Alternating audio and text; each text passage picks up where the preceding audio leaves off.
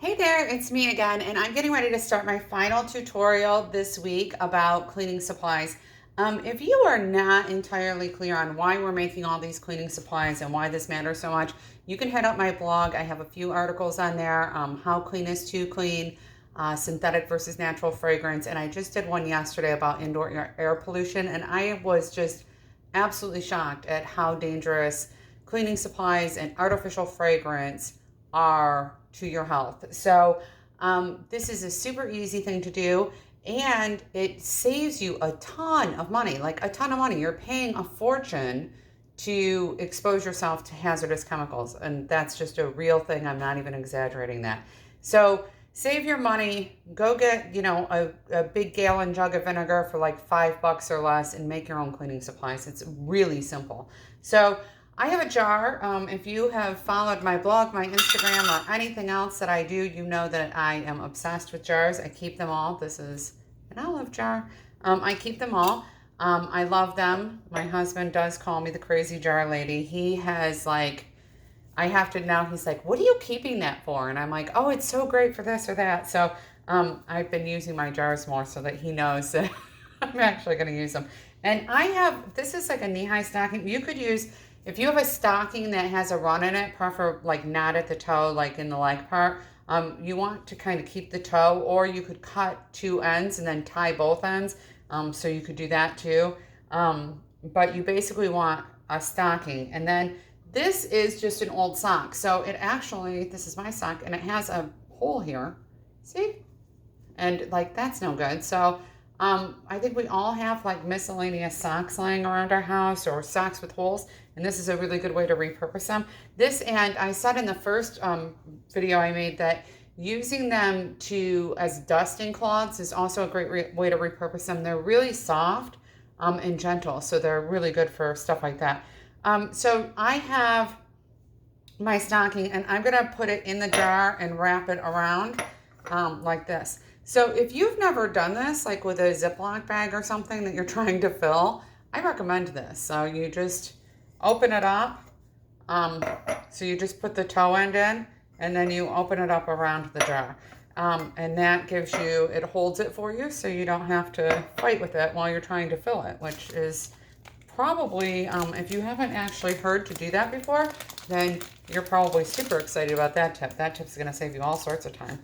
And I'm just gonna cut the end off. These are whole flax seeds. They happen to be organic, but you don't need organic ones for what I'm doing. But these are whole flax seeds.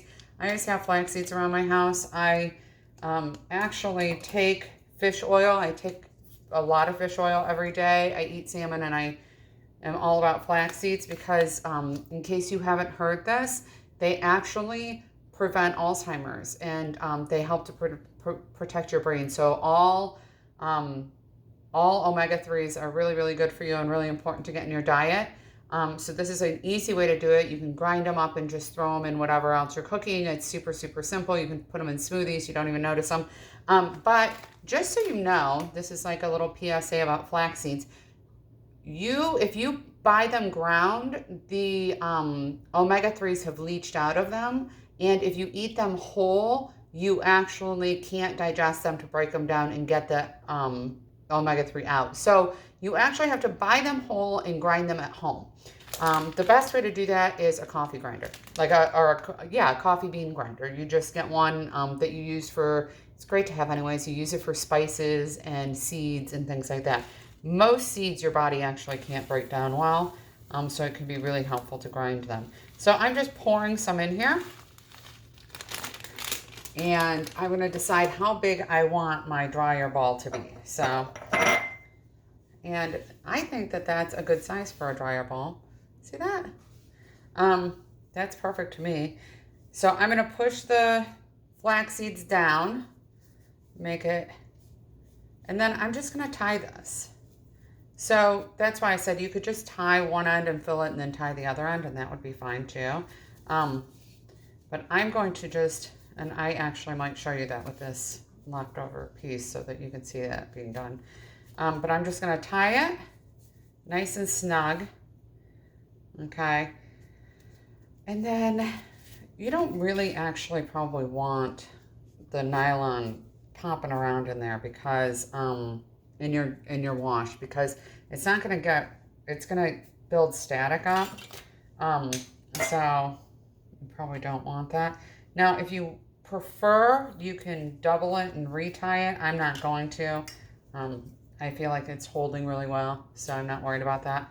And then I'm going to just cut that off. See? And I have this sock right here I glued last night. So I'm going to show you how I did that. So I just took the sock like this. I folded it over. And then a little ways under the ridge, I used, you're going to see this over and over, flexible, stretchable fabric glue.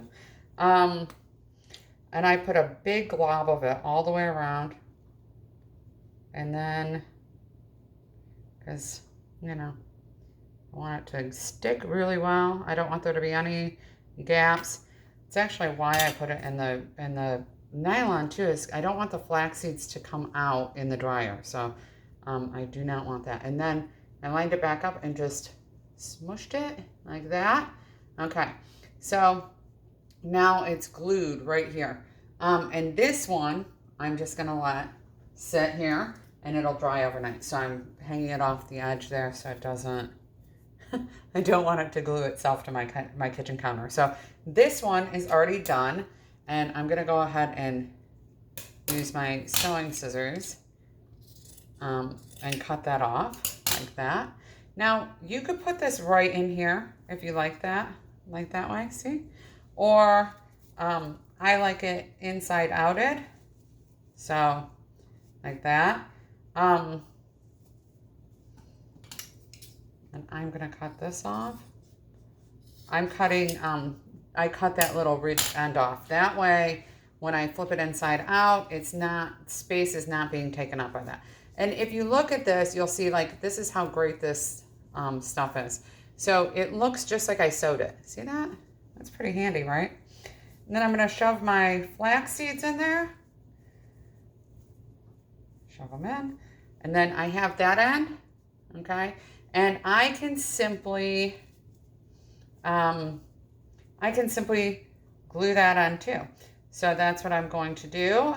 And then I will show you another quick way that you could do this. Like, let's say you don't have any of this fabric glue and you're like, I want to make these anyways, or I don't want to wait that long for them to be ready because I ran out of fabric softener and I never want to buy it again, which you shouldn't. Fabric softener is super bad for you. So the nice thing though is that the oil, so for this, the oil in the flax seeds helps with, the oil in the flax seeds helps to prevent static cling and get rid of static cling. If you don't want the outside edge showing, you can just glue it. You can just tuck it in and then glue it. That's the other option here. I'm gonna go ahead and do it that way. And then you have your handy dandy dryer ball. So other good options for this are wool dryer balls. You can buy those and use them instead. I have heard that using many of them is a good idea instead of just like using 2. It's actually handy to use 5 or so, 5 or 6, whatever, that it can actually be helpful to use more. So that's a good thing to know. And I think the same would be true with these. So I'm probably going to make a bunch of these and then throw them in together. So I'm going to leave this to dry. I keep playing with it and I'm making it not want to stick because I'm messing with it. So I'm going to leave that to dry. And really, I probably could have made my flax ball a little smaller and it would have fit better into my little sock. So that's good to know too. I'm going to go through fabric glue through this month of tutorials like you've never seen before. So, but that's okay. I don't mind.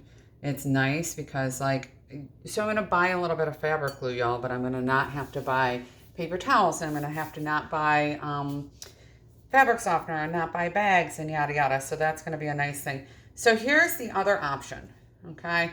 Most of the time, I don't know what happens in your house, but I get holes in the heel. And so you could also just cut off the space with the hole.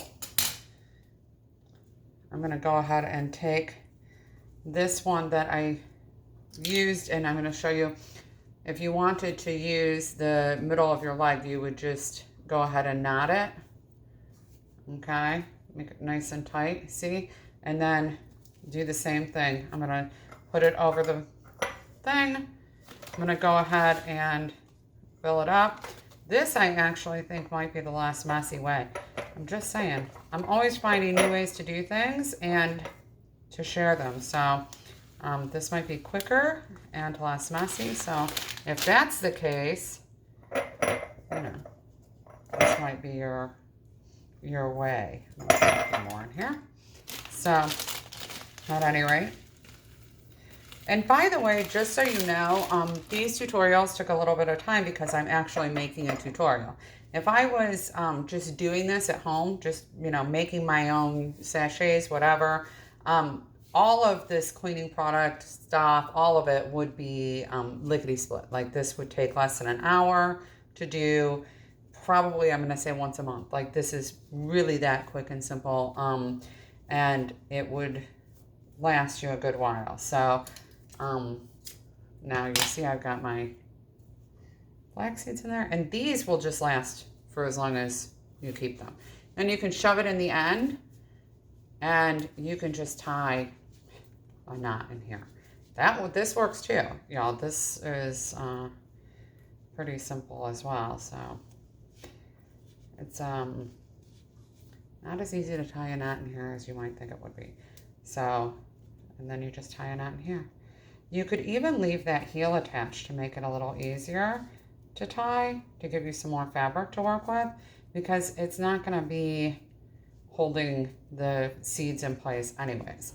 Okay, so one of the things that we like about fabric softener in our house is actually the fragrance, which is really bad for you. But, you know, a lot of people like fragrance on their clothes.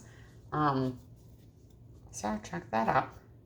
And I'm going to cut that end off because I don't need all that extra fabric on there. And there we go. I've got a nice little dryer ball. Okay, so one of the things we like is fragrance. And so you can use whatever your favorite essential oil is, and you could drip it right on there and throw that in your washing machine, and it will transfer some of the fragrance. Here's the thing. You could also put peppermint on here and shove it in your basement to keep mice out. You could put lemon in here and put it in your pocket as a mosquito repellent. You could put whatever you want on here. There are several home remedies, and you can actually Google it to find out how to get rid of different pests and things like that using essential oils. Again, I say this in all of my tutorials, be super careful because essential oils can be very dangerous for your pets. So it might be fine for you and fine for your kids. But for example, I've said this in all of my tutorials so far, tea tree is really dangerous for cats. And there are some that are really dangerous for dogs. So that is a good thing to know. You don't want to have essential oils around your pets unless you have checked them. So that's the deal with that. Here is our bonus piece. So I like to keep a disinfecting spray on hand for odds and ends things. I mentioned before that it's handy for wiping down handles and doorknobs and things like that. But the other thing is, and the thing I use it for a lot, is actually my bags, my shopping bags. So if you use grocery shopping bags, you are putting gross stuff in your bags every week, things that other people have touched, things that have been in warehouses and in all sorts of nasty conditions. So it can be really nice to have a spray that you can spray the inside of your bags with to disinfect them. And that is super helpful. So this is my basic lavender spray recipe. I'm going to have it because this is actually a really small container.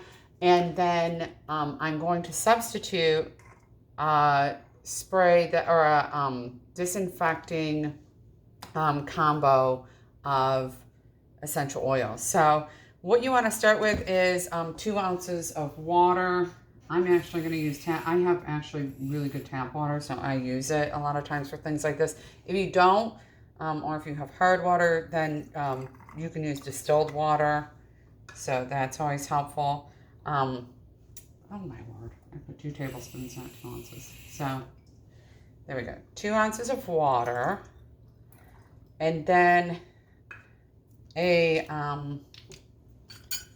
teaspoon, I'm gonna do a teaspoon and a half of witch hazel. Okay, so if you don't have witch hazel, this is witch hazel. Witch hazel is actually great as a toner for your skin. It's good for all kinds of natural remedies. But if you don't have witch hazel, which would be logical, you can use rubbing alcohol, or you can use vodka even. That works too. So just whichever you happen to have, that in there. And then, you know what, y'all? I totally spaced. I should have put my water in first. I should have put my essential oils in first, but I didn't. So I'm going to go ahead and put them in my funnel. Usually I would add them to the water I put in here, but I was too busy talking to you. And I'm going to do rosemary and lavender because that's kind of been my signature scent for today. So I want to do 10 of each. Or I'm sorry, 5 of each because I'm doing a half. Since I'm doing a half recipe. Otherwise I would do 10 of each.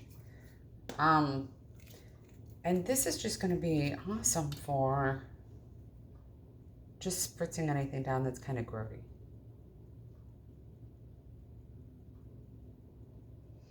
And it's nice and gentle, so you can use it on linens as well. So if you have a sick kid in your house who's germing up your couch, you can go ahead and spritz down your couch and your couch pillows, your throw pillows, and all of that with this awesome spray.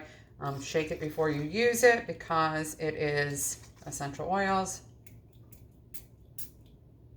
Oh yeah, that's perfect. So this is actually ideal for grocery bags, for upholstery, for anything like that. This is your go-to. And also, you know, you can keep this in your car. So you can always keep this in your car and spray your car down as well. So that's always a nice thing to keep in mind. So I hope you've enjoyed the tutorials this week about cleaning supplies and how to replace your chemical cleaning supplies with natural homemade supplies, save some money and save the environment and just protect your health. So I hope you've enjoyed that.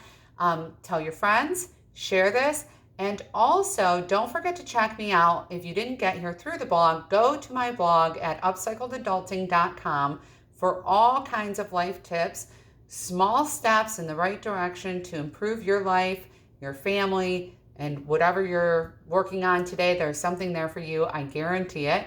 Check me out on Instagram, Facebook, and Twitter. I'm Upcycled Adulting, except on Twitter. I'm Upcycled Adultin because they have too few characters, so I couldn't get that G in there. All those character limits on Twitter, I swear. So there's different content across the board that I'm sure that you'll be interested in seeing what I'm up to. And also, I have a lot of involvement from my fabulous followers, and they give great tips, and they're really amazing. So you definitely want to be part of that community. So check it out. Next week, we'll be back with tutorials about how to use your food and prevent food waste. So we're going to make some great recipes. You're going to finally get to see me cook.